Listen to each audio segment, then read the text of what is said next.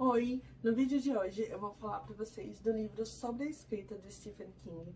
Até então eu nunca tinha lido nenhum livro dele, e nesse livro ele fala basicamente como foi o processo para ele ter se tornado o grande escritor que ele é hoje. E o mais interessante é que ele faz isso através de memórias. Parece uma biografia, mas ele não gosta de chamar assim, ele gosta de falar que é currículo. E aqui, ó, vocês podem ver que eu marquei a maioria das páginas com post-it. Parece que todas as páginas foram importantes, né? Mas enfim, quando o livro é extremamente significativo pra mim, eu gosto de fazer essas marcações, porque aí depois, se eu precisar reler, eu já tenho ali os pontos mais importantes pra eu dar uma focada.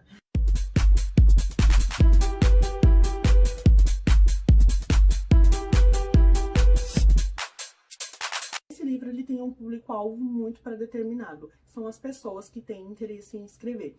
Então, quando ele insere a parte do currículo, a intenção dele foi mostrar como se forma um escritor e não como se faz. Então, ele fala que um escritor não começa a escrever por circunstância, por determinação, ou seja, ele já começa a mostrar esses traços desde os primeiros anos de vida. Os primeiros anos da infância do Stephen, eles tinham uma condição financeira muito precária. Então ele descreve a mãe como uma pessoa instável, tanto emocionalmente quanto financeiramente. Por volta dos 6, 7 anos de idade, ele ficou muito doente, impossibilitado de ir para a escola. Então ele preenchia esse tempo com histórias, lendo histórias de quadrinhos, e as que ele mais se identificava eram as histórias de terror. Nessa época, por conta ali da condição financeira da família, eles ficaram muitos e muitos anos sem ter televisão. E aí a imitação precedeu a criação. Então o Stephen ele começou a mostrar para a mãe algumas histórias que ele escrevia, e ele conta que nunca tinha visto um sorriso tão radiante. E aí ela começou a perguntar se ele tinha escrito as histórias, e ele falou que tinha copiado. E aí ele percebeu que ela parecia desapontada, mas ela ainda assim o incentivou a escrever as próprias histórias, né? E aí ele começou a escrever, mostrou para ela, novamente ele comenta do sorriso, e ela falou que tinha ficado muito bom, que ele deveria escrever um livro. Então, não só ali visualmente, ela reforçava e incentivava, como também ela compartilhava com as irmãs, com as pessoas da família. Ele ganhava ainda 25 centavos por história, e aos 11 anos de idade ela deu para ele uma máquina de escrever. Ele conta, eu senti uma pontada de insegurança quando ele fala que não sabia se a mãe o incentivava porque tinha pena dele ou se porque realmente gostava das histórias dele. O pessoal que acompanha os livros do Stephen King sabe que um dos traços mais marcantes na escrita dele é o humor, principalmente carregado aí de uma certa ironia, um certo sarcasmo. E a psicologia, ela entende o humor dessa forma como uma agressividade sublimada. Ou seja, você vai conseguir ter a satisfação de falar tudo o que você quer sem ninguém bater em você, e você volta para casa com todos os dentes na boca, né? Afinal de contas, foi só uma brincadeira, certo? Esse humor, ele herdou da mãe, então existe ali uma forte identificação com essa figura feminina.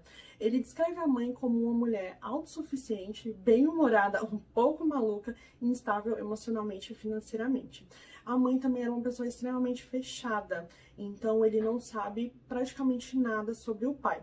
E quando a gente não sabe nada, não tem informações concretas sobre uma figura tão importante, a gente costuma ali fantasiar, que supre ali algumas lacunas.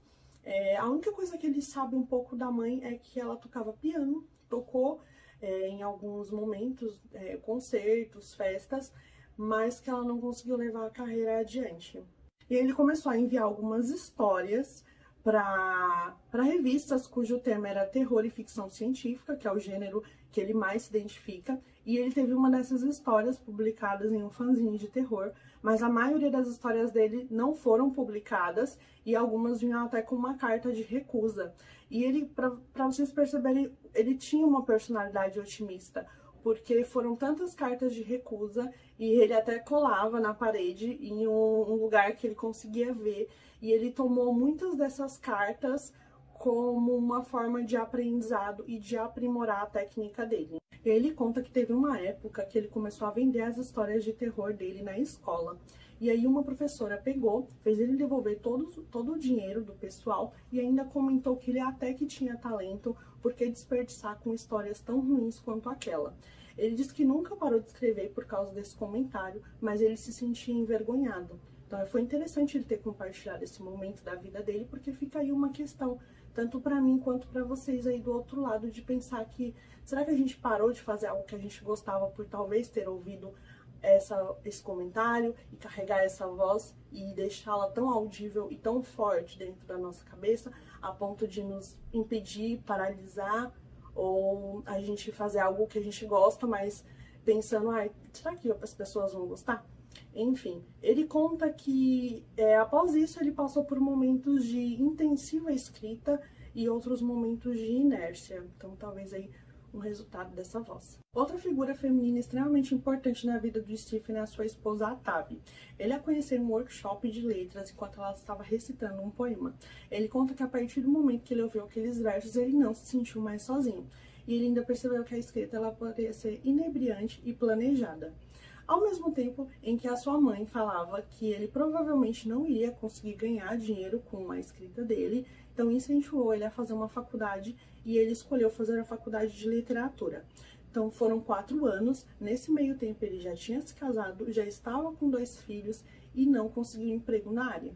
Então ele teve que trabalhar em uma lavanderia. Quando ele começou os primeiros esboços do livro, o primeiro livro dele que foi publicado, né, que é Carrie a Estranha, que tem até uma adaptação para o cinema, ele já tinha tinha saído da lavanderia e conseguiu um trabalho como professor de inglês. Mas nessa época ele fala que ele teve uma das piores crises em relação a viver da sua escrita. Então a gente percebe ali uma ambivalência. E a ambivalência são 2 forças opostas fazendo pressão. Uma que fala, vamos continuar porque você é bom, e outra que fala, não, estamos perdendo tempo, vamos desistir. E ele fala que o apoio da esposa foi fundamental nessa época. Ele conta que você não precisa de alguém que fique ali o tempo todo te motivando ou te elogiando, mas alguém que esteja ali incondicionalmente e te apoie. A receita para uma história geralmente começa assim, uma imaginação criativa, alguma conversa paralela que você ouviu e o que você já conhece. Então foi mais ou menos assim que Carrie a Estranha nasceu e praticamente todas as histórias que a gente lê aí nos livros que a gente gosta tanto. Então ele ouviu uma conversa entre alguns professores que estavam falando sobre crueldade adolescente, banheiros, menstruação, e como ele gosta de ficção científica, ele acrescentou a telecinesia. Então esse agora é um dos momentos que eu mais gosto no roteiro. Por quê? Normalmente a gente fala e escreve o que a gente já conhece. Então, a Carrie, ela sofria bullying. E todo esse roteiro do bullying, toda a narração e a história, ele se inspirou em outras 2 meninas que ele conheceu na escola que sofriam bullying. Então, as pessoas costumam falar assim muito pra mim quando lê o livro, mas tal personagem parece com você, mas aqui parece que é o seu comportamento. É assim mesmo, é porque vocês conheceram eu que escrevo, mas se vocês conhecessem qualquer outra pessoa que escreve, que dirige qualquer forma de arte, as pessoas elas estão se inspirando nas pessoas ao redor. A gente só não coloca o nome de vocês para não ter que pagar direitos autorais, certo? Voltando a falar de Carrie, ele escreveu as primeiras histórias ali, as primeiras folhas e não gostou e jogou no lixo. E a esposa dele achou no lixo, leu, gostou e falou pra ele, nossa, tem coisa boa aqui. E ele falou que não tinha gostado, não tinha se identificado, não gostava da Carrie e que também não entendia muito sobre o universo feminino. E ela falou, eu vou te ajudar. Ele enviou e, enfim, né, o resto da história a gente já sabe. E aí, quando ele conseguiu de fato ganhar dinheiro com a escrita dele, a mãe dele já havia falecido.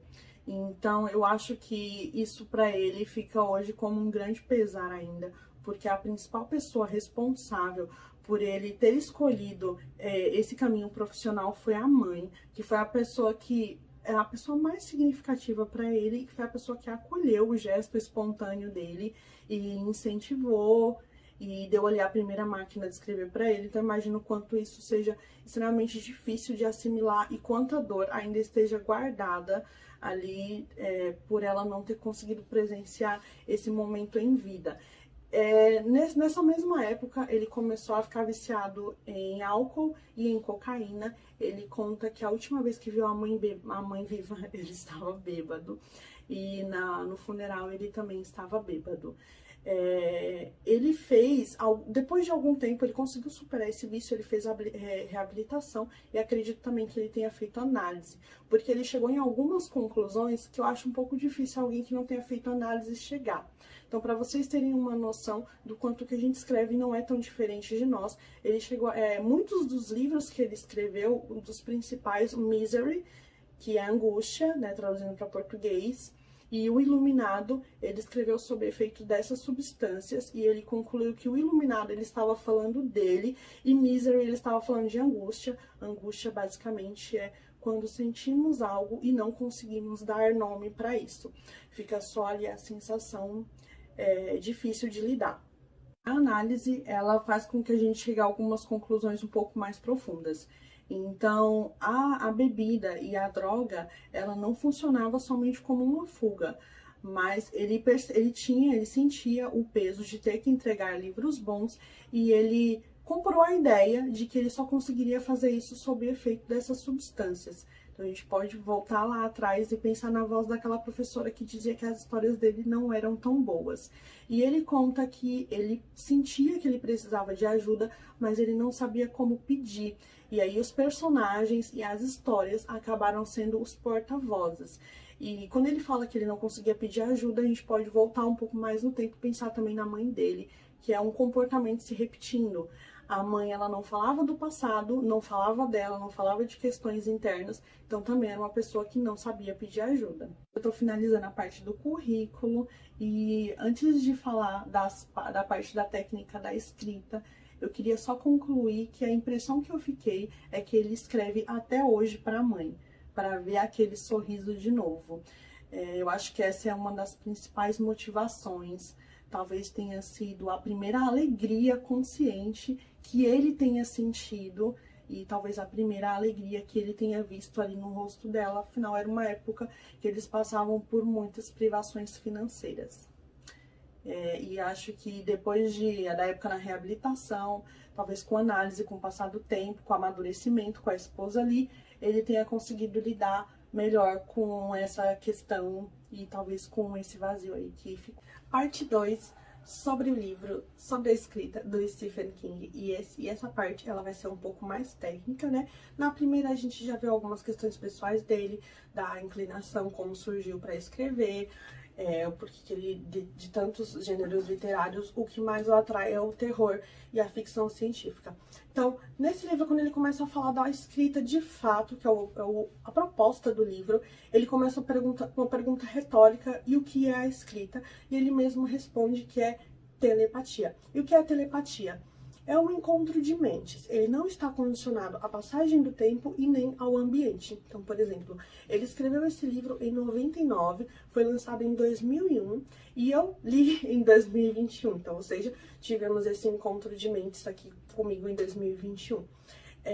Logo no começo, ele já começa a descrever o ambiente em que ele está escrevendo esse livro. E aí você percebe que não é por acaso. Ele faz descrições muito pontuais. Então, a partir daquele momento, você percebe que ele já está dando algumas dicas da boa escrita. Claro, é uma opinião pessoal, é o que ele acha, de acordo com a experiência dele, e também dá para perceber muito que tem algumas questões de, se ele não gosta de determinado gênero, às vezes ele considera que aquilo não é tão boa escrita, mas eu vou falar um pouquinho mais para vocês. E para começar a falar sobre a escrita, ele lança mão do recurso analogia. Analogia nada mais é do que você fazer comparações entre aspectos que não têm aparentemente nenhuma ligação entre si. Então ele fala dos recursos que um escritor deve ter, faz uma analogia com uma caixa de ferramentas. Ele fez essa analogia como recurso por causa de um tio, que às vezes, mesmo para trabalhos muito simples, ele levava a caixa de ferramentas completa e ele sempre questionava do porquê, e o tio falava que ele sempre tinha que estar preparado. Então, na parte de cima, a principal ferramenta de um escritor que ele fala, ele começa pelo vocabulário, e ele fala que você deve utilizar palavras que são usuais ali do dia a dia das pessoas que você normalmente convive, porque facilita a identificação, a assimilação, e ele dá um exemplo. Se você quer dizer gorjeta, não diga, por exemplo, gratificação. Então ele fala que apesar de a gente utilizar esse recurso, tentando trazer ali uma identificação para o público, a escrita ela sempre fica um pouco aquém daquilo que de fato queremos passar.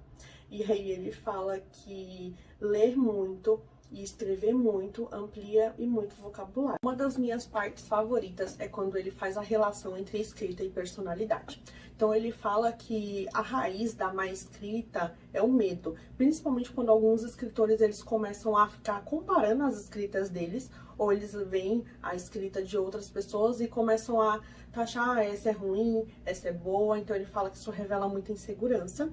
Ele também fala da questão do advérbio. O advérbio é uma palavra que ela muda o sentido do verbo. Então ele fala que advérbio não é seu amigo, e ele costuma dizer que ele tem a impressão de que escritores que utilizam muito é porque eles têm uma ideia de que talvez não seriam plenamente compreendidos. Outra questão muito legal é quando ele fala dos verbos ativos e passivos.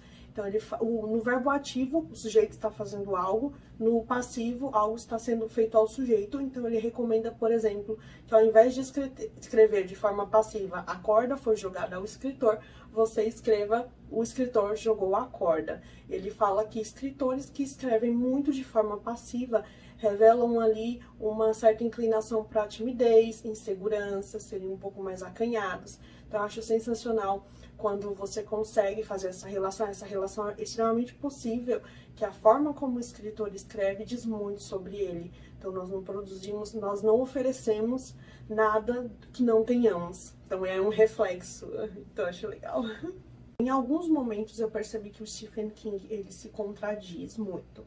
Então, alguns minutinhos ali, alguns segundos atrás, eu tinha falado que ele fala que criticar, se comparar a outros escritores, de certa forma, revela uma certa insegurança, mas algumas páginas depois ele fala que todo escritor se lembra de quando perdeu a virgindade, que é quando você lê um livro e você pensa, cara, eu consigo fazer melhor do que isso. Quero ressaltar que eu acho perfeitamente humano e normal as pessoas se contradizerem. Nós mudamos de opinião, e que bom que mudamos, né? A gente estava numa opinião ruim, é bom mudar, é bom refletir, enfim, amadurecemos. Hoje, nós não somos as mesmas pessoas que éramos ontem, mas enfim, tem gente que gosta de guardar aí, expor as nossas contradições, e eu não acho que isso seja uma coisa bacana. Até porque todo mundo muda de opinião e todo mundo tem o seu direito. Enfim, ele fala que no começo a gente vai pegando um pouquinho do estilo de cada escritor que a gente se identifica, mas que no final a gente tem que sempre encontrar o nosso próprio estilo. Outra contradição, porque ele critica escritores que, sei lá, descrevem demais, escritores que são técnicos demais, escritores que colocam a pesquisa não como pano de fundo, como deveria ficar como pano de fundo. Então, assim, existem pessoas... o Dan Brown, por exemplo, você vê que as pesquisas não ficam como pano de fundo.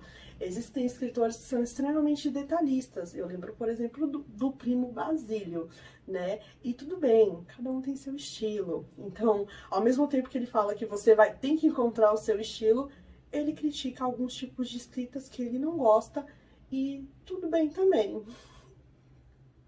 Ele explica um pouco do porquê que ele não gosta de livros extremamente descritivos. Então ele fala que ele não costuma descrever os personagens, ele deixa essa ferramenta para o leitor. E ele fala, por exemplo, se eu te disser que a Carrie White é uma adolescente com guarda-roupa cafona, espinha na cara, acho que você já consegue fazer todo o resto. Então ele fala que o começo da descrição começa com o autor, na cabeça do autor, mas sempre deve terminar na cabeça do leitor. É uma explicação bastante pertinente, claro.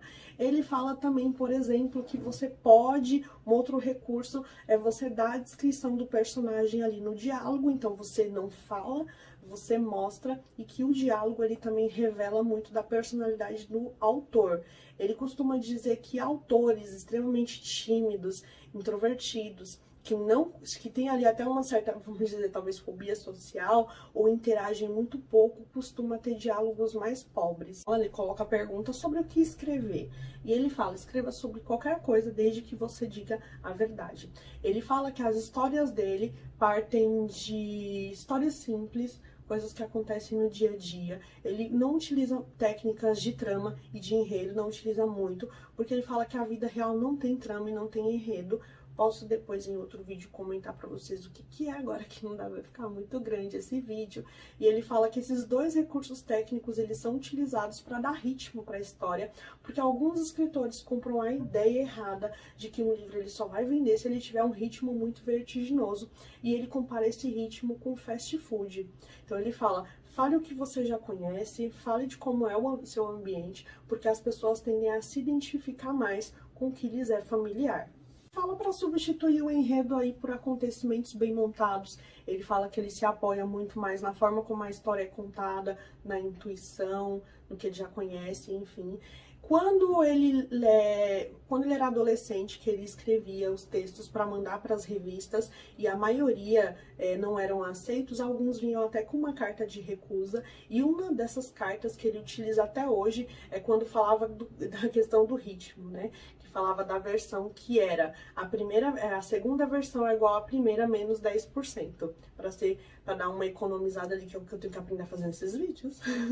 Enfim, outra coisa também que ele sempre fala é: não fique tão estressado ali durante a criação da sua obra, do seu livro, porque às vezes os melhores insights que você tem, eles vêm quando você não está pensando em como acabar o livro ou como ter uma ideia milagrosa que vai resolver todos os problemas ali do livro. Então ele fala muito disso, que às vezes a gente precisa descansar para que venham aí as melhores ideias, e que muitas ideias de livros dele vieram quando ele estava, sei lá, fazendo número 2, correndo, brincando com o cachorro, quando ele não estava pensando em ter ideias, muitas ideias vieram.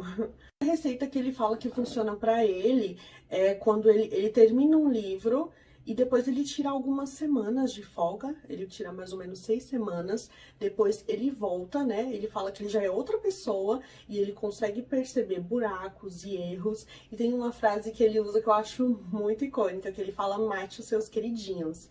Que é quando você criou um personagem ou criou ali um texto e você percebe que não tem nada a ver, não acrescenta, que pode ser facilmente retirado, que não muda o sentido, não muda o curso da história. Pelo contrário, deixa mais enxuta, mais coesa. Então é nesse sentido que ele fala: mate os seus queridinhos. E ele fala: se você for escrever a segunda versão, tire algumas semanas de folga, deixa ela lá, a primeira versão marinando, descansando. Quando você voltar, você é outra pessoa e vai conseguir ter ideias que você tava, enfim, buscando muito. Gente, pra finalizar, porque assim, eu tenho que aprender a fazer vídeo curto, não sei, mas enfim. Pra finalizar, uma das frases mais legais que eu achei que ele escreveu no livro foi quando ele disse: eu gostaria que as pessoas vissem através dos olhos dos meus personagens. Então eu já falei aqui em algum outro texto poético que uma das personalidades, assim, pra falar de escritor, é que eles são deuses, pelo menos em um único lugar, que é frente ali à sua história, são oniscientes, onipresentes, mas o Stephen, ele parece fugir um pouco dessa questão, né? Os escritores, eles têm um quê, assim, de serem extremamente controladores, e com os personagens eles conseguem fazer isso, eles decidem o futuro, como eles vão mentir, o que vão omitir, o que vai acontecer. E com o Stephen é muito diferente, porque parece que, na verdade, os seus personagens, eles já existem, ele é apenas alguém que dá voz a uma